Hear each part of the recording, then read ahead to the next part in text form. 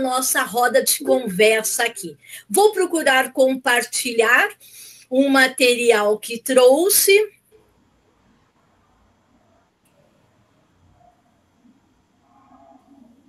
Pronto.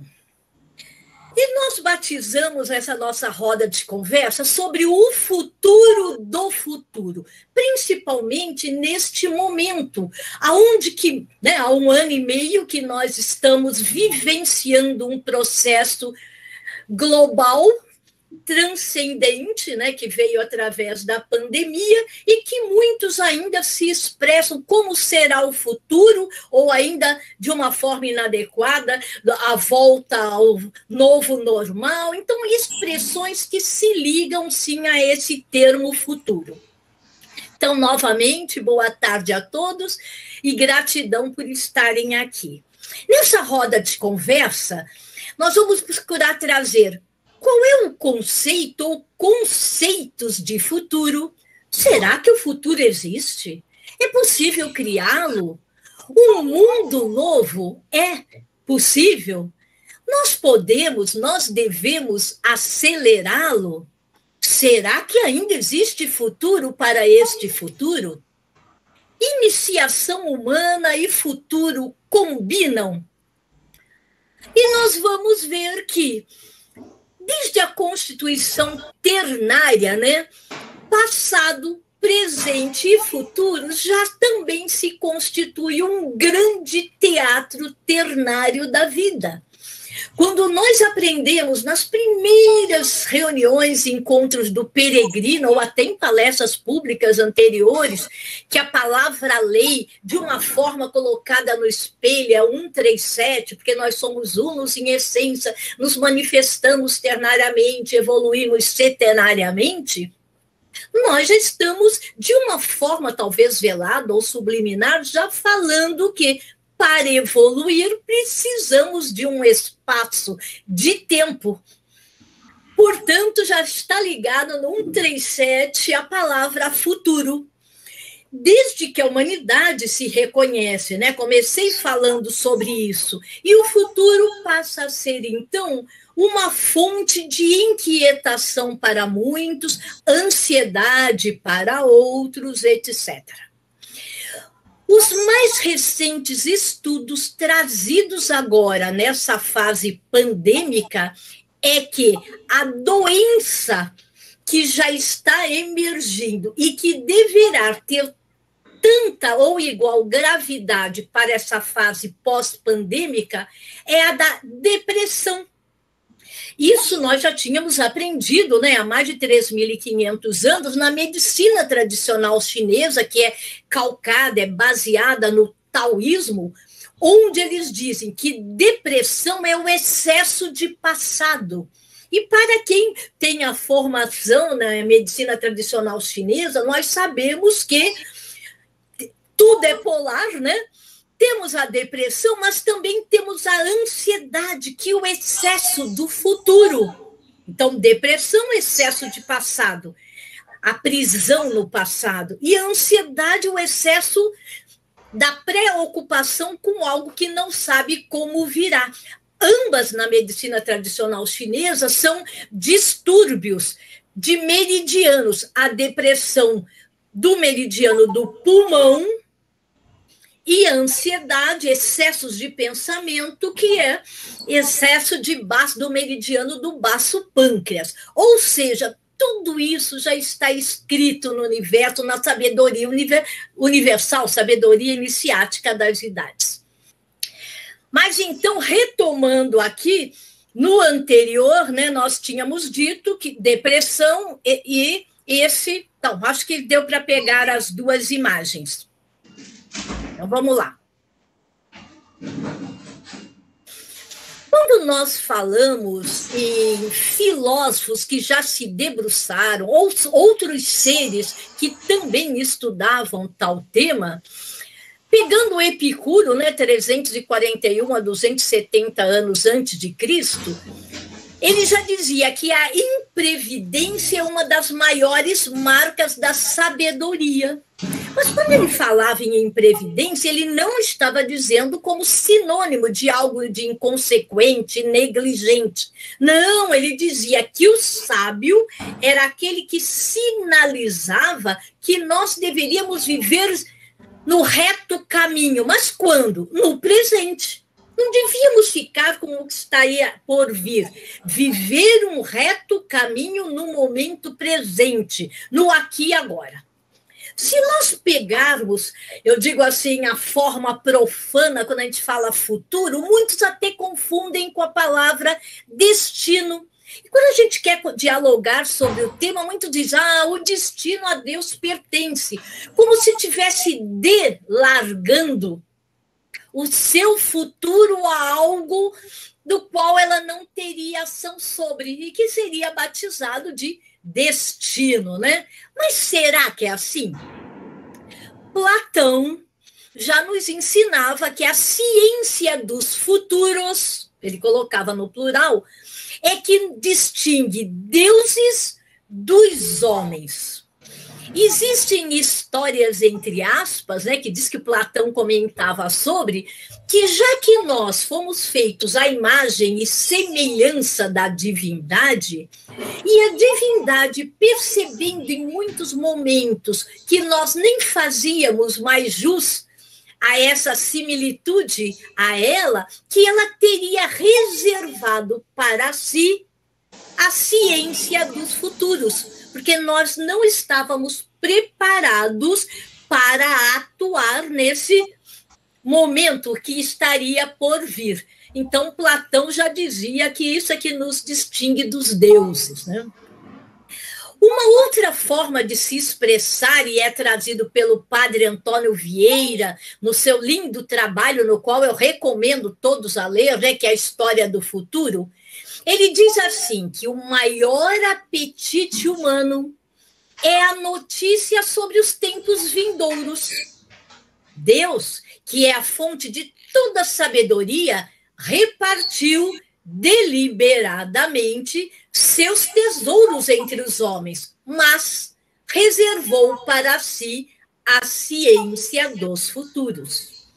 E ainda nessa mesma obra, ele fala assim, o homem do presente, ele pouco sabe. Do passado, menos ainda. E do futuro, nada sabe. Mas o que é futuro, né? E por que só o reino hominal, o ser dotado do corpo, do veículo mental, se preocupa com esse futuro?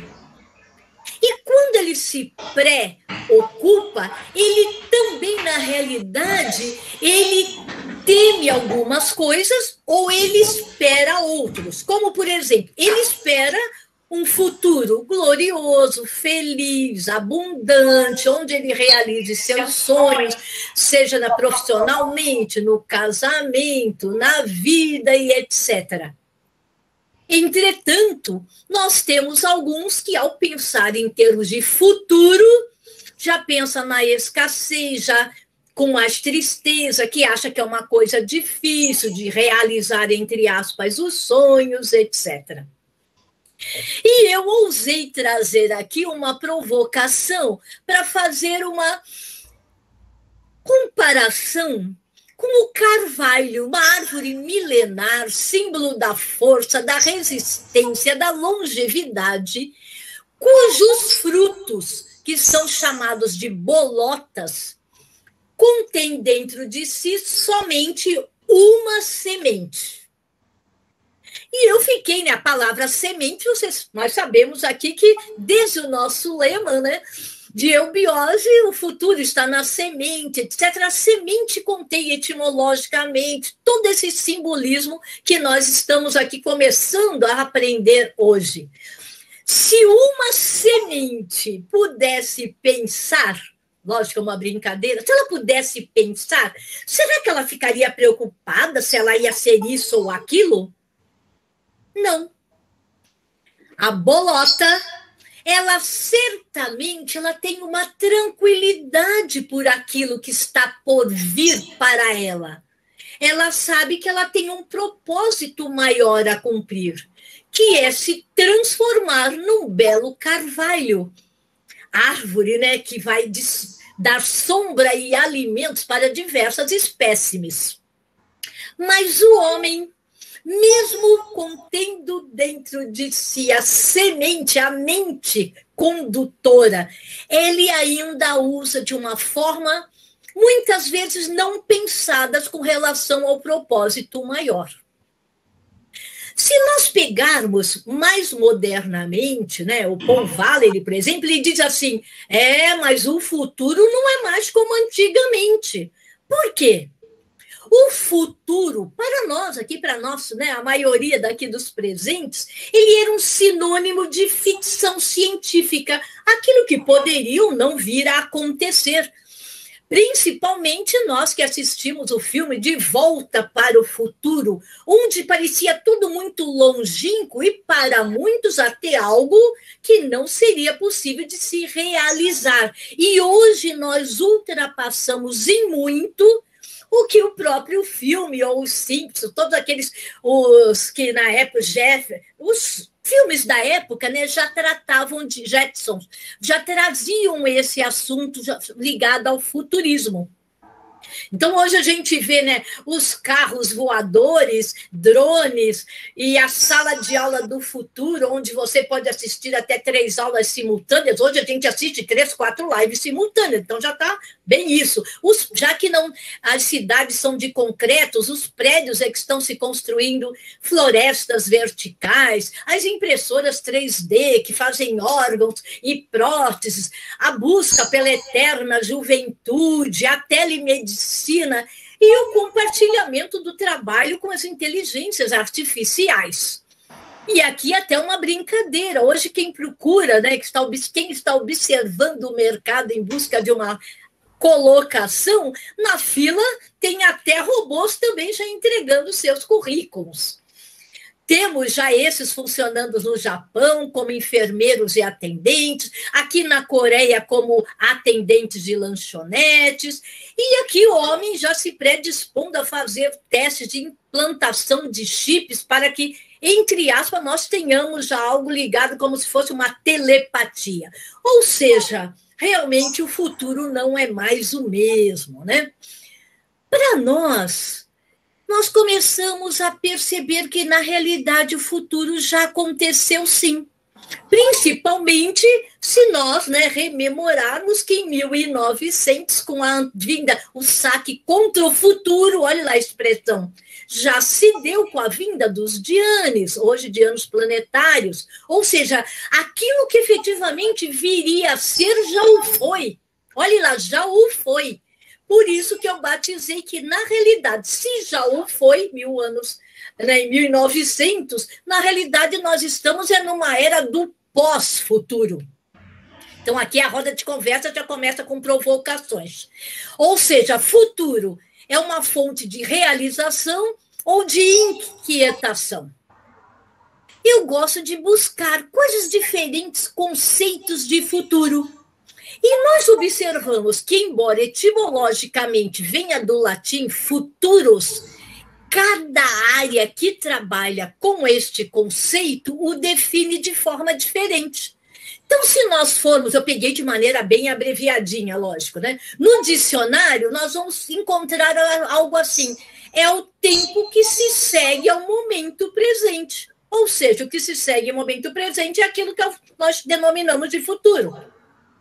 Se nós vamos aí no mundo profano, nós falamos, é chamado de destino ou de sorte, aquilo que será, e de uma forma, né, até meia duvidosa. Se nós pegarmos a palavra futuro em termos de astrologia, nós vamos ver que as definições se expressam em termos de tendências, inclinações trazidas pelos astros, pelos planetas regentes, nos diferentes momentos.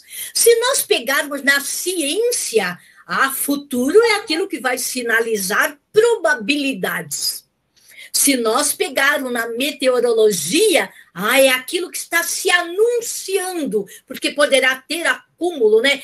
Cúmulos, nimbos, diferentes tipos de nuvens, que eu não sei todos eles, mas eles já dizem aquilo que está se anunciando. Se nós pegarmos na gramática, é aquilo que ocorrerá após o enunciado. Então, por exemplo, eu digo, ao terminar esta live, irei para, farei. Então, todas essas conjugações já são verbos no tempo futuro.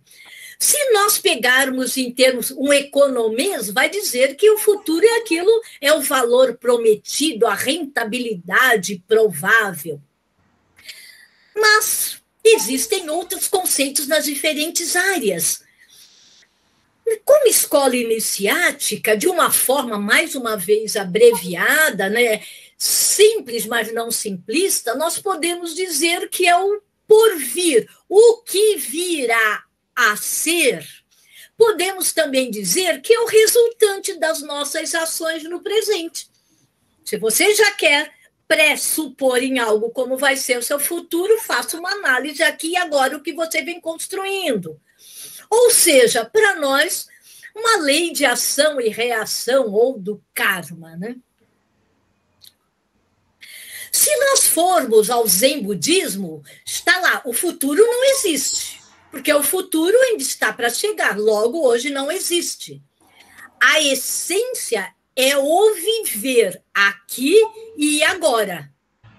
Se nós formos buscar no Vedas, no hinduísmo, está lá, o futuro é a resultante da lei dos ciclos. Tudo nasce, cresce, atinge um apogeu, declina para que, após o destroem, venha o constrói, que é o que está por vir.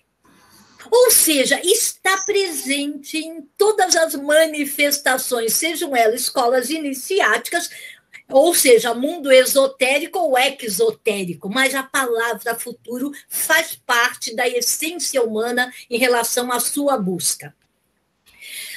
Hoje, né, um dos professores doutores de Harvard mais procurado, aliás, são dois, um que é o que estuda a felicidade e o segundo, que fica até competindo com ele, é o Joshua, olha o nome, hein? Joshua Greene, que ele é um psicólogo, neurocientista, filósofo norte-americano, e que ele tem livros, tem vários livros, inclusive em área de administração, moral, ética, etc. Mas ele é procurado nas suas aulas e palestras sobre como ele percebe o tempo. Então, ele diz que existem duas formas de nós percebermos o tempo. A primeira é de uma maneira intuitiva. Então, ele diz, tempo é o agora em movimento. Por quê? Presente é o que temos, é o que, como as crianças brincam, é o que temos para o momento, é aquilo que existe. O passado, ele costuma existir, mas num campo onde eu não tenho mais ação, porque ele já foi. E o futuro ainda não existe, ele está a chegar, para chegar, né? E a segunda forma de perceber o tempo, segundo Joshua, ele diz que é o tempo como dimensão, depende do ponto onde estamos. Exemplo, eu estou aqui em Santos e pretendo ir para Salvador. É o meu momento agora já, buscando comprar passagem, etc., fazendo o que eu tenho que fazer para ir primeiro a São Paulo, porque é de São Paulo que vai sair o voo para Salvador. Mas quando eu estiver em Salvador, era o meu futuro aqui, enquanto comprando passagem, arrumando malas, e lá já é o meu presente. Então, ele fala que tudo isso junto e misturado é que faz com que nós percebamos, né, o tempo de uma maneira diferente, mas que não deve provocar angústia. E outra disciplina mais procurada nas universidades, principalmente em Israel, no Vale do Silício, etc., é que o futuro está super na moda. Existe uma disciplina que eles dizem que é calcada numa ciência transdisciplinar chamada futurismo. E essa ciência transdisciplinar, ela busca antecipar e gerenciar mudanças em diferentes domínios, seja ele na dimensão científica, tecnológica, ambiental, política, social e etc.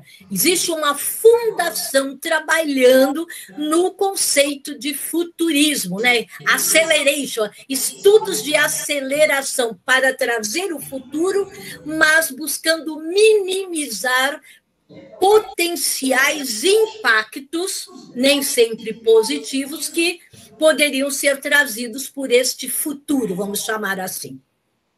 Fernando Pessoa já dizia, olha, eu vivo é o presente, vivo sempre é no presente, o futuro não o conheço, o passado já não o tenho. Então é algo que é outra forma de nós pararmos, pensarmos o que nós estamos fazendo com relação a essa palavra. Quando a gente faz na nossa linha do tempo, passado, presente, futuro, e dividimos em 3 campos, na realidade o passado é o que me trouxe até aqui, mas ele não me assegura o que virá depois dessa linha, né, do passado para o presente e para o futuro. Mas é o que me trouxe até aqui. Não tenho mais ação sobre. Apenas o que eu fiz de legal, que eu tenho ainda que melhorá-lo, buscar a excelência. O que eu não fiz, não devo repeti-lo. Só isso. No presente, eu já estou falando, é do aqui e do agora.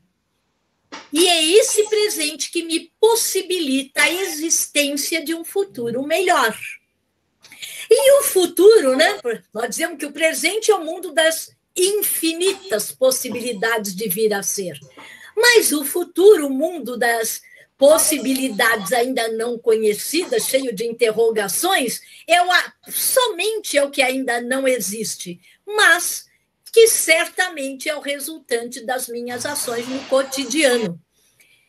Entretanto, o futuro é mais do que uma palavra. Se é resultante de ações, então está ligado a atitudes, comportamentos diários. Um dos filósofos, eu procurei o nome, não achei, mas eu achei que eu devia trazer, diz assim, o passado está na tua cabeça, agora o futuro está em tuas mãos. Eu diria, na mente e nas mãos, né? Porque à medida que eu penso, eu passo a agir. Eu completaria, mas como a frase não era minha eu trouxe literalmente. Quando nós falamos ao longo do tempo, e em todas elas, né, agora fazendo essa costura com escolas iniciáticas, nós aprendemos que o futuro existe no plano arquetipal. É o mundo do porvir, né? E que as hierarquias superiores, o tempo todo presentes, principalmente quando estavam na face da Terra, eles se responsabilizavam para ditar as tônicas e nós nem percebíamos, porque o livre-arbítrio, lógico, sempre esteve presente, mas sinalizavam, né? Se você quiser isso, devir, né? Então o caminho melhor é esse. Mas a humanidade nem sempre ouviu aquilo que esses grandes seres traziam. E muitos perguntam, o futuro pode ser criado? Sim, nós temos esse arbítrio de criar, de transformá-lo pelas nossas ações. Quando nós pegamos, em 1957, né, um dia chamado, nas revelações tem muito, só peguei um trechinho, que é chamado Dia do Equilíbrio, o professor dizia que lá encerrava o ciclo, olha que interessante, encerrava naquele dia o ciclo da desconstrução das coisas desnecessárias para iniciar o futuro, o ciclo de construção das coisas necessárias. Eu acho que só isso, né? Pelo menos quando eu li, reli, me deu uma palpitação, uma taquicardia. Será que nós já colaboramos para desconstruir aquilo que não faz mais sentido no presente ciclo? Será que nós estamos dando início a esse futuro? E esse futuro só virá a ser se partirmos para a construção das coisas que são verdadeiramente necessárias? O novo Pramanta já está luzindo desde 63. Estamos construindo, então, o futuro desse futuro? Um novo mundo, ou seja, esse futuro, ele será obrigatoriamente o reflexo de um novo homem. Que novo homem? Somos nós mesmos, desde que nos coloquemos a caminho da iniciação. Aí teremos a possibilidade de acessar esse plano arquetipal para desconstruir aquilo que não mais está contribuindo para a nova era e construir, porque nada virá pronto. Tudo será por nós, olha a nossa responsabilidade. E para haver responsabilidade coletiva, precisamos ter autorresponsabilidade, né? Victor Hugo, né, dizia que não há nada como o sonho para criar o futuro. Pode ser utopia hoje, mas é carne e osso, é real amanhã.